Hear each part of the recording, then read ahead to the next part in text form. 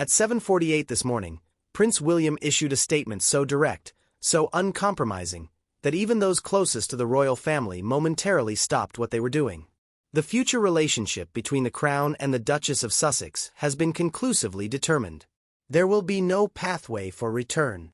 19 words that didn't simply close a door, they sealed it permanently. The confirmation arrived without the usual diplomatic softening that typically cushions royal announcements. It came through Kensington Palace's official channel, bearing William's name directly, a rarity that immediately signaled the gravity of what was being said. Within seconds, the statement began its journey across the world, lighting up newsrooms, vibrating phones, and triggering a cascade of reactions that stretched from London to Los Angeles. What made this moment so profoundly different from every previous royal statement about the Sussexes was not just the finality of the language. It was who delivered it. William had remained strategically silent through years of controversy, allowing the institution to speak through carefully crafted palace bulletins. But today, he stepped forward personally. And when the future king speaks in his own voice about a matter this sensitive, the world understands immediately that something irreversible has occurred. BBC interrupted its scheduled programming within 3 minutes. The anchor, a veteran royal correspondent who had covered the family for nearly 30 years, read the statement twice before looking directly into the camera and saying simply, "This is unprecedented. The Prince of Wales has just confirmed that Meghan will never return to the royal fold in any capacity." The weight of those words hung in the studio air like frost. Sky News pulled together an emergency panel. Analysts sat in stunned silence for a moment before one of them, a former palace press secretary, spoke what everyone was thinking. William doesn't speak unless the matter is beyond negotiation. This isn't a warning. This isn't a boundary. This is a verdict. Across the Atlantic, where the East Coast was just beginning to stir in the pre-dawn darkness, news alerts lit up millions of screens. CNN's breaking banner scrolled with stark simplicity: Prince William confirms no return for Meghan Markle. CBS described it as the most definitive royal statement in modern memory. And on social media, within 15 minutes of release, the confirmation had been shared more than 200,000 times. Outside Kensington Palace, journalists who had been stationed there for routine coverage found themselves suddenly at the center of a historic moment. One reporter, standing in the cold December morning air, described the scene to her camera crew. "You can feel it in the atmosphere here. This isn't speculation anymore. This isn't palace insiders suggesting possibilities. This is William, the future king, personally confirming that a former working royal will never be welcomed back. That has never happened before, not in this way." Inside the palace walls, senior staff moved through their duties with an almost eerie calm. They had known this confirmation was coming. They had helped draft the language, refine the tone, and prepare for the inevitable storm that would follow. But seeing it released, seeing William's name attached to words that would fundamentally alter the monarchy's relationship with one of its most controversial figures, brought a sobering clarity to the day. What struck many observers, particularly those who had covered the royal family through decades of scandal and reconciliation, was the absence of any hedge language. Previous statements about the Sussexes had always included phrases like, "at this time," or "currently," or "under present circumstances." This one contained none of that. It stated plainly that there would be no pathway for return, using future tense that eliminated any possibility of reinterpretation. For older viewers in Britain, especially those who remembered the tumultuous Diana years and the eventual reconciliations that followed various royal crises, William's confirmation felt almost shocking in its permanence. The monarchy had always left doors slightly ajar, always maintained the possibility that time and circumstance could heal what conflict had broken. But not today. Today, William had personally ensured that this particular door would remain closed, locked, and never reopened. In the United States, where Meghan's story had always carried deeper cultural resonance, the reaction was immediate and divided. Morning show hosts debated whether William's confirmation was justified institutional protection or cruel family rejection. Social media erupted with both support and condemnation. But beneath the noise, one truth was undeniable. The future King of England had just publicly, personally, and permanently severed any possibility of Meghan's return to royal life. What exactly had pushed William to take this extraordinary step? What pressures, provocations, and breaking points had accumulated to force a man known for his careful deliberation to speak so directly, so finally. The answer lies not in a single moment, but in months of escalating tension that finally reached a threshold even legendary patience could no longer absorb. To understand why William felt compelled to issue today's confirmation, we must look back at the autumn months of 2024, when a series of escalating pressures converged to create a situation the palace could no longer manage through silence or diplomacy. Because William's statement this morning was not an impulsive reaction, it was the culmination of careful deliberation pushed to its breaking point. Throughout September and October, Catherine had become increasingly troubled by a pattern she could no longer dismiss as coincidence. Every time she launched a major initiative, every time she appeared at a significant engagement, articles would surface within days suggesting internal conflict, staff dissatisfaction, or personal struggles. The articles never cited credible sources. They relied instead on vague phrases like palace insiders, or those close to the situation. But their timing was too precise to be accidental. During a private meeting at Kensington Palace in early November, Catherine finally voiced her concern directly to William. "Someone is coordinating this," she said quietly, reviewing a timeline that showed 10 separate negative articles appearing within 48 hours of her major announcements over the previous 3 months. "This isn't organic media coverage. This is strategic interference." William had suspected as much for weeks, but hearing Catherine articulate it with such clarity hardened something inside him. His wife had spent years building a reputation grounded in service, dignity, and genuine commitment to causes she cared deeply about. Watching her work be consistently undermined by what appeared to be coordinated media manipulation was no longer something he was willing to tolerate. King Charles, meanwhile, was facing his own mounting frustrations. Throughout October, he had received multiple briefings showing that Sussex-related media cycles were consuming disproportionate amounts of palace resources. Communications teams were spending hours each week responding to false narratives. Legal advisors were reviewing potential defamation issues. Security teams were assessing risks created by inflammatory social media content. And through it all, Charles was trying to navigate the early years of his reign while managing health concerns that required more rest and less stress than his schedule typically allowed. During one particularly difficult conversation at Clarence House, Charles admitted to a trusted aide that he felt trapped between his love for Harry and his responsibility to the institution. "I want to believe reconciliation is possible," he said wearily. "But I cannot allow that hope to paralyze the monarchy's ability to function." The turning point came in mid-November with a security briefing that shook even the most experienced palace officials. Intelligence services had identified a concerning pattern of online activity targeting Catherine specifically.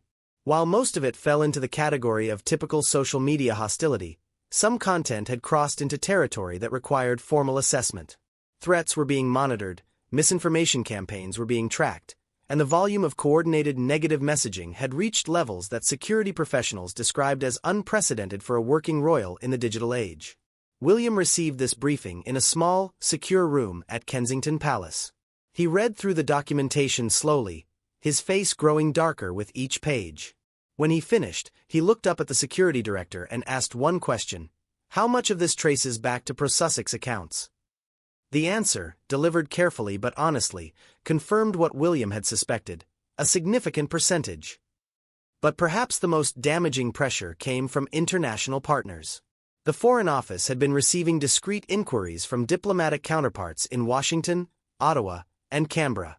The questions were always phrased delicately, but the concern was clear. The ongoing Sussex drama was complicating the monarchy's ability to serve as a stabilizing cultural and diplomatic force. One senior American official, speaking off the record, had apparently told a British counterpart, "We need to know if the Crown is stable enough to be a reliable partner. Right now, we're not certain." That feedback reached William through official channels in late November. For a man who understood that his future role would require maintaining complex international relationships built on trust and consistency, the message was devastating. The Sussex situation wasn't just creating tabloid headlines anymore, it was undermining Britain's soft power on the world stage. And observing all of this with her characteristic clear-eyed pragmatism, finally told William directly what she had been thinking for months. You cannot protect everyone. At some point, you must choose between the individual who keeps creating instability and the institution that serves millions. That choice should not be difficult. As November drew toward December, William found himself surrounded by evidence that could no longer be ignored. Coordinated attacks on his wife, strain on his father's health, security concerns that required constant monitoring, diplomatic complications that threatened Britain's international standing. Each pressure point alone might have been manageable. Together, they formed a picture that demanded decisive action. And so, as winter settled across London and the palace prepared for what should have been a peaceful holiday season, William made his decision. The time for hoping circumstances would improve had passed. The time for drawing permanent boundaries had arrived. The path to William's confirmation this morning was not shaped by a single dramatic moment, but by 4 critical decisions made over the course of 6 weeks. Each decision built upon the last, each one moving the palace closer to the irreversible statement released at 7:48 today. The first decision came from Princess and during a private meeting with William in mid-October. They met in the library at Windsor, a room where and had often counseled William during difficult periods of his life. She did not soften her message. The institution requires formal boundaries, she told him. Not suggestions, not hoping for improvement. Formal, documented, legally sound boundaries that cannot be misinterpreted or negotiated. And explained her reasoning with the precision that had defined her decades of royal service. Without clear boundaries, she argued, every future interaction with the Sussexes would become a negotiation. Every statement would be parsed for hidden meanings. Every silence would be interpreted as either weakness or hostility. The only way to end the cycle was to establish formally and publicly what relationship would and would not exist going forward. William listened carefully. Anne's perspective carried weight, not because she was harsh, but because she was right. The monarchy had spent 4 years managing the Sussex situation reactively, responding to each new development as it arose. That approach had created constant instability, and was proposing something different. Proactive clarity that would end the ambiguity once and for all. The second decision came from the palace's legal team in early November. They had been conducting a comprehensive review of potential future risks associated with continued Sussex ambiguity. Their findings, presented in a confidential briefing to William and Charles, were sobering. Without a clearly defined relationship status, the palace faced ongoing exposure to multiple categories of risk. Legal risks if the Sussexes made claims about informal agreements or expectations. Security risks if their status remained undefined during international visits. Reputational risks if their commercial activities created conflicts with royal associations. And constitutional risks if questions arose about their standing during future succession transitions. The legal director summarized it bluntly. Your Royal Highness, the longer this ambiguity persists, the greater the institutional vulnerability becomes. We strongly recommend formalizing the separation in terms that eliminate future disputes about standing, access, or association. William reviewed the legal assessment over several days. The conclusion was inescapable. Maintaining vague boundaries out of hope for eventual reconciliation was actually creating more risk than a clean, definitive separation would.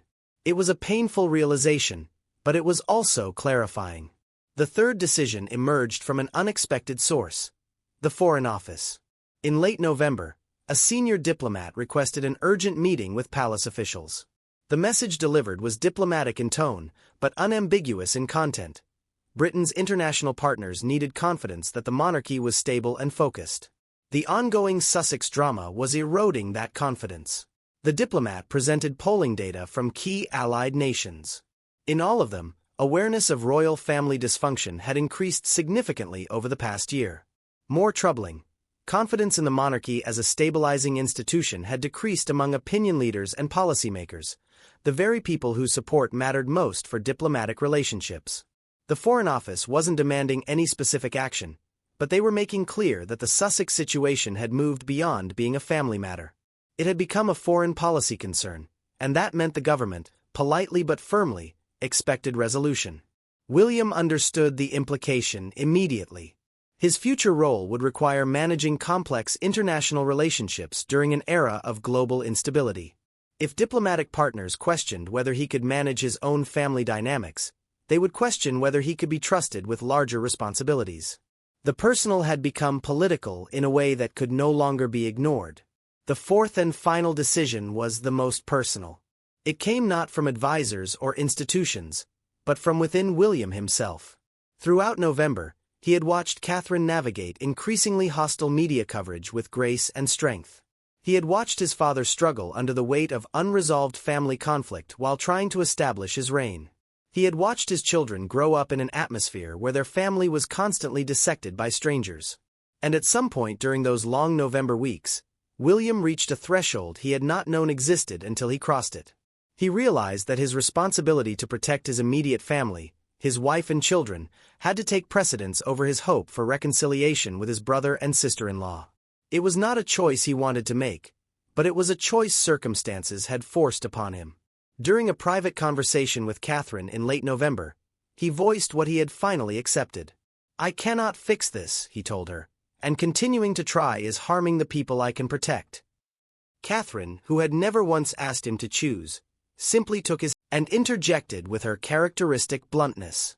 "Charles, you cannot govern a monarchy by hoping family dynamics will magically improve. William is doing what you taught him to do, putting the institution first, even when it costs him personally." The room fell silent again. Catherine reached across the table and gently touched the draft statement. "The language is clear," she said. "It doesn't attack anyone. It simply states what will be. That is the right approach." Charles leaned back in his chair, his eyes closed briefly.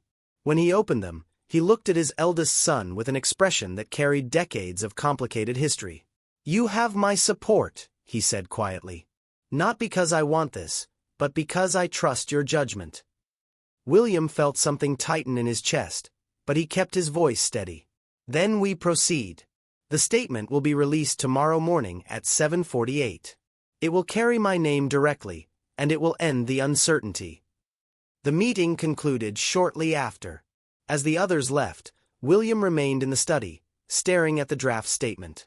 In a few hours, these words would reshape his family, his future, and the monarchy's relationship with its most controversial former member. But he had reached the point where certainty, however painful, felt less damaging than continued ambiguity. Catherine paused in the doorway, looking back at her husband. "You are making the right choice," she said softly, "even though it doesn't feel that way." William nodded once, then returned his gaze to the document that would change everything come morning. At precisely 7:48 on the morning of December 2nd, the statement went live. "The future relationship between the Crown and the Duchess of Sussex has been conclusively determined. There will be no pathway for return." Kensington Palace released it simultaneously across all official channels, and within seconds, the world began to react. In California, where night still clung to the coastline, the notification reached Harry's phone at 4:48 in the morning. He woke to the vibration, read the statement in the darkness, and felt something inside him break. This was not palace bureaucracy speaking. This was his brother. His brother, using his own name, personally confirming that Meghan would never be welcomed back into the family. Sources close to Harry described his reaction as devastated silence. He did not wake Meghan immediately. He simply sat in the dark, holding his phone, trying to process what William had done. When dawn finally came, when he finally showed Meghan the statement, her response was measured. She had prepared herself for many outcomes, but this one, delivered so personally by William, felt like a final judgment she had not fully anticipated. Back in London, the palace machinery moved with practiced efficiency. Communications teams fielded hundreds of inquiries within the first hour. Legal teams confirmed the statement's implications. No future collaboration, no ceremonial role, no pathway for institutional return under any circumstances. Security teams adjusted protocols based on the newly defined relationship status. Inside Kensington Palace, William went about his morning duties with outward calm. Staff who saw him noted that he seemed neither triumphant nor sorrowful. He simply seemed resolved, as if he had crossed a threshold that could not be uncrossed and had accepted the finality of it. Catherine maintained her scheduled engagements, offering no public comment on the statement. But those who worked closely with her observed a subtle shift in her demeanor. She seemed lighter somehow, as if a weight she had been carrying for years had finally been lifted. Princess Anne, when asked by a journalist for comment during a public appearance, offered only a slight smile and the words, "The statement speaks for itself." It was pure and, saying everything by saying almost nothing. Charles spent the morning in private meetings, emerging only for necessary official duties. Those closest to him reported that he seemed sorrowful but accepting. He had authorized William's decision even though it pained him personally, and now he was living with the consequences of that authorization. Across British media, the reaction was swift and largely supportive. Commentators praised William for providing clarity. Editorials argued that the monarchy needed definitive boundaries to function effectively. Even outlets that had been sympathetic to Meghan acknowledged that William's statement ended years of exhausting speculation. In the United States, the response was more conflicted. Morning shows debated whether William had been justified or cruel. Social media erupted with hashtags supporting both positions. But beneath the noise, a consensus emerged. Whatever one's sympathies, William's confirmation had fundamentally altered the landscape.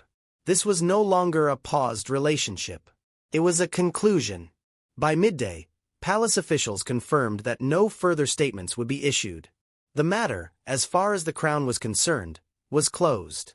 Meghan's future would unfold entirely separate from the royal institution, and William, having made the most difficult decision of his public life, had drawn a line that would define his leadership for decades to come.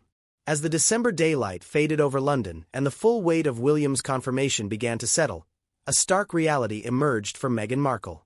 The future she may have imagined, the one where time and circumstance could eventually heal what conflict had broken, no longer existed. William had not simply closed a door. He had confirmed that no door would ever open again. The practical implications are immediate and severe. Without any formal relationship to the Crown, Meghan loses access to the security coordination that comes with royal association. International travel becomes more complicated. Commercial activities must be navigated without any institutional guidance or protection. And the possibility of participating in any future royal events, even those involving her own children during significant family moments, has been explicitly eliminated. Financial implications follow close behind. While Meghan and Harry have built independent income streams through media deals and public speaking, the complete severing of royal ties removes certain protections and considerations they may have relied upon. Contracts that assumed potential future royal involvement must be reassessed.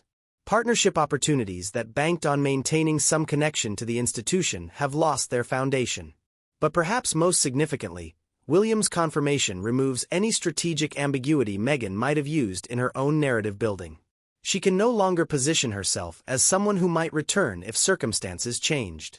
She can no longer suggest that reconciliation remains possible if only the institution would show flexibility. The future king has publicly stated that no pathway exists. That statement becomes the historical record, and no amount of media campaigning can alter it. For those who have followed Meghan's journey, this moment represents something profound. She came into the royal family as an outsider who believed she could modernize an ancient institution. She left when that belief collided with immovable tradition. And now William has confirmed that the departure is permanent, that the institution has moved forward without her, and that it will continue to do so regardless of what she says or does. Yet there is a lesson in this finality that reaches beyond one woman's royal experience. It speaks to a truth about institutions and individuals that history has demonstrated repeatedly. When personal vision conflicts fundamentally with institutional structure, one of them must bend or break. Meghan chose not to bend. The institution chose not to break. And William, as its future guardian, has confirmed that choice with devastating clarity. From my own perspective, watching this unfold, I find myself thinking about the nature of irreversible decisions. We spend so much of our lives hoping that doors remain open, that possibilities stay alive, that time will heal what conflict has wounded. But sometimes the kindest thing anyone can do is stop pretending reunion is possible and start accepting what actually is. William's confirmation was not an act of cruelty. It was an act of clarity. For years, the ambiguity surrounding Meghan's status created constant turmoil. Every statement was analyzed for hidden meanings. Every silence was interpreted through competing narratives. Every family moment was overshadowed by speculation about whether reconciliation might be approaching. That exhausting cycle has now ended. For the monarchy, William's decision marks a turning point in how it handles internal conflict in the modern era. Previous generations might have allowed ambiguity to persist indefinitely, believing that time and discretion would eventually resolve tensions. But William understands that in the digital age, ambiguity is not protective, it is corrosive. And so he has chosen a different path, one that prioritizes institutional stability over personal comfort. For Meghan, the path ahead is now entirely her own to define. She can build a life focused on the causes she cares about, free from institutional constraints, but also free from institutional support. She can tell her story without wondering whether the palace might respond. She can make choices without calculating how they might affect a relationship that no longer exists. That freedom comes with a cost, but it is freedom nonetheless. As December settles over both London and California, one truth stands absolute. William has confirmed what many suspected but few dared to state plainly. Meghan's royal future ended not gradually, but definitively. Not with continued negotiation, but with a final verdict. And that verdict, delivered personally by the future king, carries a weight that no amount of time or circumstance will diminish. The lesson for all of us watching from whatever corner of the world we occupy is achingly simple. Sometimes the bravest thing a person can do is stop hoping for what cannot be and start building what actually can. William has made that choice for the institution he will one day lead. Meghan must now make it for the life she will continue to live. And all of us, whether we sympathize with one side or the other, must eventually make it in our own lives when faced with doors that will not reopen, no matter how long we wait. Thank you for staying with this story to its conclusion. In the end, William's confirmation was not about judgment or punishment. It was about accepting that some separations must be permanent for everyone involved to move forward. The crown has accepted it. Now the world must accept it too.